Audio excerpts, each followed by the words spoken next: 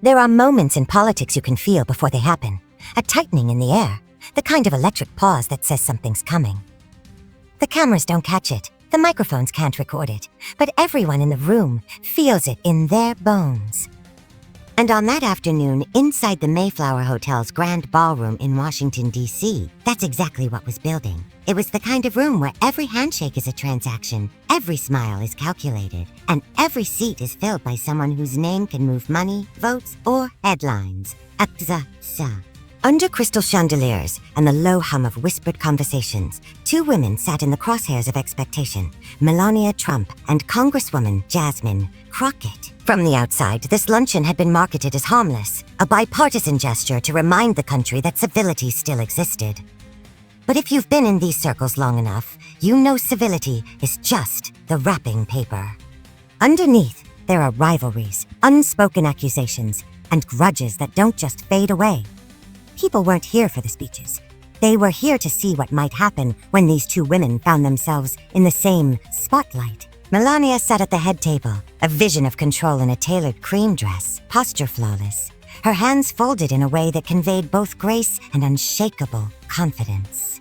Since her return to the White House as First Lady, she had perfected the art of saying little but commanding attention when she spoke. Every public word was deliberate, wrapped in diplomacy, and this speech was no different. Unity, respect, the responsibilities of leadership. But there was something else. A subtle tightening of her tone when she spoke about recent displays of incivility. She didn't say Jasmine's name, but the timing of her glance told the story for her. Across the room, Jasmine Crockett, emerald green suit, catching the light, didn't flinch. She didn't force a smile, didn't shift in her chair, didn't offer the performative nod that says I'm playing along. She just watched, quiet, steady, storing every word like ammunition she hadn't yet decided to fire. Around them, reporters leaned in. Phones slid out under the table. And somewhere in that thick, expectant silence, everyone knew this wasn't going to be just another polite luncheon. This was going to be one of those moments people would watch again and again, breaking it down, frame by frame by frame. The moderator's voice was smooth, practiced a kind of verbal wallpaper meant to keep the room calm. But calm was a lie. The undercurrent in the ballroom was shifting, away from the polite applause that followed Melania's speech, towards something sharper, more deliberate. When Jasmine's name was finally called for the Q&A, it wasn't just a turn to speak. It was the moment the air had been holding its breath for. She rose slowly, not dragging it out for drama, but with the measured precision of someone who understands that in rooms like this, timing is power. Every movement, from the way she adjusted her jacket to the way she accepted the microphone, was intentional. The cameras found her instantly. She didn't rush to speak. Instead, she let her gaze travel, first to the First Lady, then to the crowd. It wasn't defiance. It was assessment. She was making sure every single person was leaning in before she even opened her mouth. "A First Lady Trump," she began, voice steady, almost warm. "I appreciate your comments on decorum and professionalism. I think we can all agree that public service demands both." There was a murmur of approval. Safe ground. But then, with the smallest shift in tone, she moved into dangerous territory. There's a difference between maintaining decorum and silencing necessary voices. That single line cut through the room like a thin blade. No shouting, no theatrics, just precision. The kind of precision that doesn't give opponents the luxury of dismissing you as emotional. People sat straighter. Conversation stopped mid-sentence. At the press table, a journalist from the Philadelphia Inquirer actually mouthed the words "there it is" to her photographer. Jasmine didn't let the silence escape unused. She spoke about the countless hearings where she'd been interrupted mid-point. About how colleagues, sometimes with a smirk, sometimes with open irritation, had labeled her too aggressive when her tone matched that of the men in the room. When a man raises his voice in frustration, she said, it's called leadership. When a woman does it, it's called a problem. Sorry. It hit the room like a quiet shockwave. Some people shifted uncomfortably. Others nodded with deliberate approval. Melania remained composed, but her eyes never left Jasmine, not blinking, not retreating, simply watching like someone measuring the true threat in front of them. This was no longer about speeches. It was a duel in velvet gloves, and everyone in the room could feel the first cuts landing. The moderator's eyes darted toward the head table, a subtle invitation for the First Lady to respond. Melania didn't hesitate. She accepted the microphone with the same elegance she'd used to lift champagne flutes at state dinners, her posture never wavering. The room leaned forward again, not because anyone expected fireworks, but because seasoned political players know that a single sentence, carefully delivered, can be more lethal than a full-throated attack. "Oh, Congresswoman," Melania began, her accent wrapping each word in softness that belied its purpose, "I think we can agree that women have a unique challenge in public life. I am not here to silence voices, but we must also remember how we speak can determine if our message is heard. Sometimes tone is the difference between progress and more division. It was smooth, polished. On the surface, it was the kind of uncontroversial remark that could float by without consequence. But beneath the sheen was the suggestion that perhaps Jasmine's way, her directness, her edge, might be part of the problem. The subtle power play wasn't lost on the front row. A senator shifted in her chair. A lobbyist scribbled a note to himself. Jasmine didn't fire back immediately. She let the pause stretch, as if weighing the reply in her hands before placing it on the table for everyone to see. "A First Lady Trump," she said finally. "I understand the point about tone. But in my experience, people don't always object to the tone itself. They object to tone itself.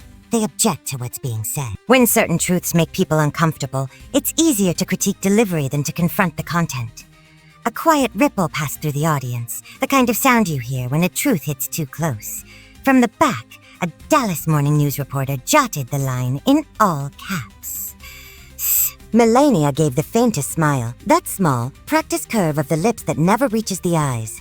"I think we have both seen examples," she said, "where strong words have closed doors instead of opening them." Jasmine leaned slightly forward, her voice like a scalpel. In a scalpel. "And I've seen situations where strong words were the only thing that got the door open in the first place. That was the moment, the first spark. No one moved, no one spoke. The moderator's hand hovered near the microphone as if considering intervention, but even he knew this wasn't his to stop. The ballroom wasn't just watching now, it was holding its breath. Two women, two visions of power, locked in a battle that was polite in delivery but merciless in implication. The First Lady's reply had been measured, but Jasmine could feel the undercurrent. That carefully layered suggestion that passion without restraint could undermine credibility. And maybe in another setting, with another opponent, she would have let it pass. But here, not in front of the people who had spent years deciding which voices got amplified and which got neatly folded away into irrelevance. She didn't raise her tone. She didn't need to. Instead, she let her words build like a tide. "We agree the next generation is watching," she said, her eyes sweeping across the crowd now, not just the First Lady. But they're not just watching how we speak. They're watching if we speak when something's wrong. And if they see us stay silent, just to keep things polite, then we've already taught them to value comfort over courage. That landed. Heads nodded. Not the polite, keep-up appearances nods from earlier, but deliberate, weighty acknowledgments from people who knew exactly what she meant. A few murmured "that's right" under their breath. At the press table, fingers flew over keyboards. So, this was no longer a casual exchange. It was a statement. Melania didn't break her composure, but a shift was happening, not in her expression, but in the room around her. The energy was tilting. Jasmine's voice was threading itself into the space between power and perception, and the crowd was beginning to lean her way. The moderator, sensing both opportunity and risk, tried to steer the conversation toward safer ground. Well, he pivoted to a question for a Vermont senator about infrastructure, his tone almost pleading for normalcy. The senator began to speak. Numbers, budgets, bipartisan efforts. But the attention in the room was fractured. Eyes kept flicking back to Jasmine, who sat with the microphone resting lightly on the table, her green suit catching the light each time she shifted in her chair. Melania, too, had gone still, watching without appearing to watch, listening without giving away her thoughts. This was the silent phase of a duel. The moment when both sides calculate their next move with surgical precision. Jasmine's mind, however, was already made up. She had no intention of letting this fade into the background. Not when the air was this charged. Not when the cameras were rolling. And especially not when she could feel. with the instinct of someone who's been underestimated too many times, that the next thing she said could turn this polite sparring match into the defining moment of the day. The Vermont senator was still speaking, his voice steady, his points reasonable, but Jasmine could feel the clock ticking on the moment. Political panels had a way of smoothing over heat, letting the minutes blur until everyone walked away with safe sound bites. Heat. She wasn't about to let that happen, not after the exchange that had just rippled through the audience. She leaned forward, tapping the microphone gently so it crackled to life again, cutting clean through the senator's words. It wasn't rude. It wasn't rude. It was decisive. I'd like to respond to something. Earlier, you said the next generation needs to see us conduct ourselves with dignity and grace, Jasmine began. I agree. But I also think they need to see what it looks like to confront power, especially when that power is comfortable, polished, and insulated from the realities most Americans face. A low murmur spread through the crowd. She wasn't yelling, but every syllable carried weight. No, syllable carried weight. But dignity, she continued, isn't about keeping your voice quiet so nobody feels uncomfortable. It's about telling the truth knowing it might make the room shift in their seats. Grace isn't avoiding conflict, it's standing in it without flinching. And Melania didn't look away. She didn't blink. Her stillness was part of her arsenal, but Jasmine wasn't talking for her alone anymore. She was speaking to the cameras, to the viewers at home, to anyone who had ever been told they were too much for daring to demand better. Some of us, Jasmine added, come from communities where we were taught early on that silence is dangerous, that if you see something broken and don't speak, you're part of the problem. So if my voice rises, if my words cut deep, it's because I know who I represent, and they don't have the luxury of whispering. The room was silent now, the kind of silence that makes the hum of the overhead lights suddenly noticeable. The moderator, caught between maintaining control and letting history write itself, leaned back slightly in his chair, and for the first time there was a flicker, subtle, almost imperceptible, in Melania's expression. It wasn't anger. It was calculation. She knew the spotlight had shifted, and she would have to decide whether to step into it or let Jasmine keep it. Melania didn't answer right away. She let the weight of Jasmine's words hang in the air, her hands folded neatly in her lap, her posture flawless. To the untrained eye, it looked like composure. To those who had seen her work a room before, it was something else entirely, the gathering of momentum before a precise strike. She finally leaned toward her microphone, her voice low, smooth, and unhurried. Congresswoman, she began, it is very easy to stand on a stage and give speeches about truth and confrontation. But leadership is not just about making people uncomfortable. It is about results. The crowd reacted with a murmur, not loud, but sharp enough to signal they sensed a shift, a shift. Melania continued, her eyes never leaving Jasmine. You speak of representing your community, and I respect that. But representation without solutions is performance, and performance may earn applause in this room. But it changes nothing in the real world. Jasmine didn't flinch, but there was a subtle tightening of her jaw. Melania had just reframed the entire conversation, turning Jasmine's passionate stance into an implication of political theater. You say you speak for those who cannot whisper. Melania pressed on, her voice steady as a knife blade. But those same people, they need jobs, security, safety. They need policy, not just passion. And while you raise your voice, others must work quietly to make things happen. I prefer to work in a way that delivers. The words weren't shouted. They didn't need to be. The calmness made them sting more. It was the classic political duel. Passion versus poise, and the cameras caught every micro-expression, every breath between lines. The moderator, sensing the energy in the room had shifted into dangerous territory, tried to move to the next question, but the audience wasn't ready to let go. The tension wasn't just between the two women anymore. It was spilling into the crowd, pulling them into the clash. Tigadist. Jasmine took a slow breath, her eyes narrowing just enough for the cameras to catch. It was clear she wasn't going to let the performance jab go unanswered. This wasn't over, not even close. If Melania thought her poised rebuttal would close the book, she was about to find out that Jasmine had an entirely different ending in mind. Jasmine's lips curved, not into a smile, but into something far more deliberate. The kind of expression that says, I've been waiting for you to say that. She adjusted her microphone, glanced briefly at the moderator, and then fixed her eyes back on Melania. Mrs. Trump, she began slowly, I appreciate your measured words, but let's be very clear here. Results are not quiet. They're not whispered in the shadows. They're not negotiated behind closed doors with people who never have to face the pain they cause. Her tone sharpened, but her delivery stayed controlled, the way a lawyer lays out evidence in a courtroom. And you talk about working quietly to make things happen. But for the people I represent, silence is a luxury they can't afford. The mothers working 2 jobs just to pay rent. The veterans fighting for benefits they were promised. They don't need their leaders to be quiet. They need them to be loud enough to be heard over the sound of the system drowning them out. The crowd erupted in applause, sharp, sustained, and almost defiant. But Jasmine wasn't finished. She reached down, opened the same folder from earlier, and pulled out a sheet of paper. Oh, since you want to talk about results, she said, holding it up so the cameras could catch it, let's talk about the results of the last administration's policies. Policies you publicly defended. This is from the Department of Labor's own data.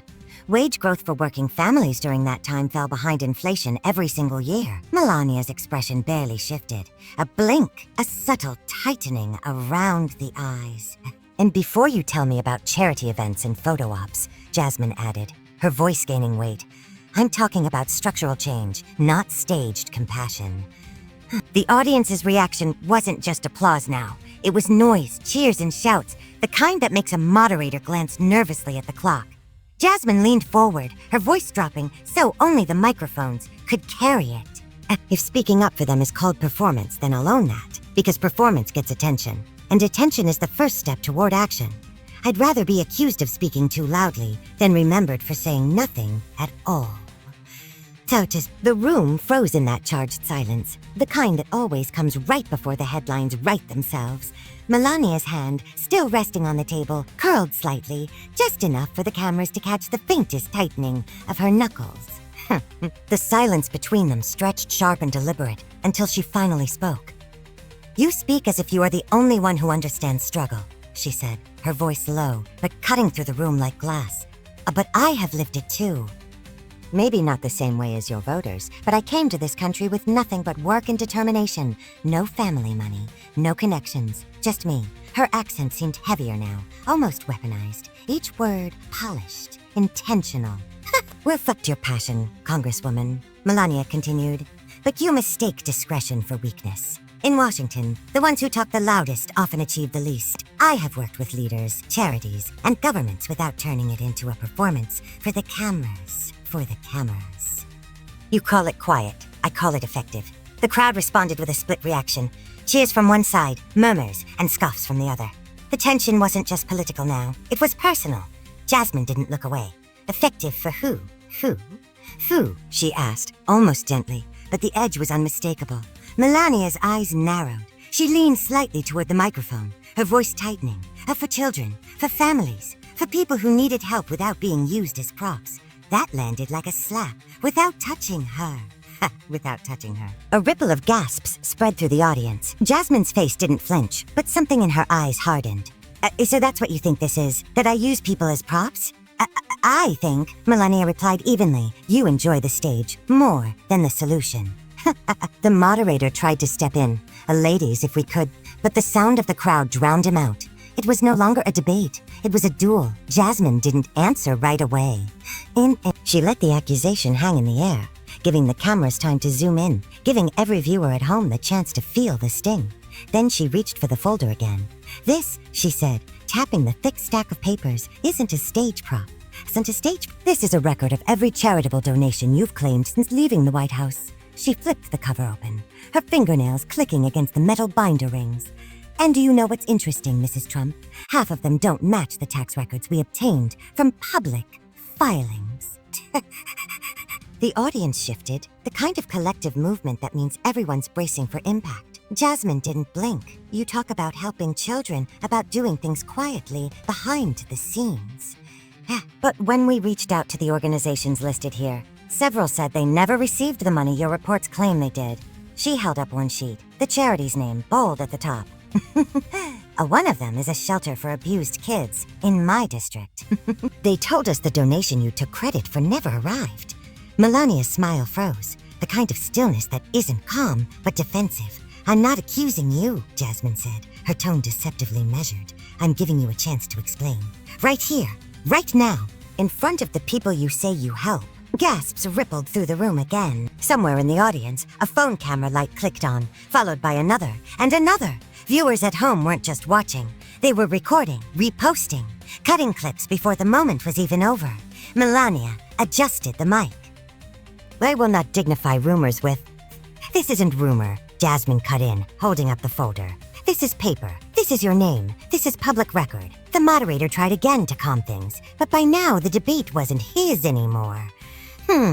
It belonged to them. Two women, locked in a fight that had left policy far behind. And somewhere, deep in the bowels of social media, hashtags were already being born. Melania leaned forward, her voice steady but sharper now, like a blade pulled halfway from its sheath. Say, Congresswoman, I know your style. You shout, you interrupt, you make drama because you have no real achievements. This, she gestured to the folder with a flick of her wrist, is nothing but a performance for the cameras. The audience reacted with a low hum. Not applause, not boos, just that electric noise people make when they know the temperature is about to spike. Jasmine didn't even glance at the crowd. She kept her eyes locked on Melania, her tone shifting from measured to deadly, precise. You're right about one thing, she said. This is for the cameras, but not for my benefit. This is for every person out there who's ever been told to stay quiet, to accept whatever story the powerful hand them without question. She slid one final sheet from the folder and held it up so the lights caught the watermark. This, she said, is from the Department of Justice. It confirms an active inquiry into the very financial discrepancies I just mentioned. An inquiry that began 2 weeks ago, before you ever sat in that chair tonight. The moderator froze. The audience's murmur became a low roar. Even the camera operators shifted to tighter shots, capturing every twitch, every blink. Melania opened her mouth, but no words came. The silence lasted barely 3 seconds, but it was enough. Enough for the crowd to feel the shift. Enough for every viewer at home to sense the momentum snap in Jasmine's favor. This isn't my performance, Jasmine continued, her voice cutting through the noise like glass breaking. The noise like glass breaking. It's your reckoning, and you can spin, smile, or stall all you want, but the truth doesn't care about your PR team. Phones were out everywhere now. Clips were already being captioned, edited, and uploaded in real time. Melania Checkmate and Crockett Unchained began trending before the segment even ended. The moderator called for a break, his voice tight, but it didn't matter. The debate was already over in the only arena that counted. The one playing out in millions of living rooms, feeds, and group chats. And as the cameras faded to commercial, the last image burned into the public's mind was Jasmine Crockett leaning back in her chair, hands folded, wearing the kind of smile you only get when you've just ended a fight and made history doing it.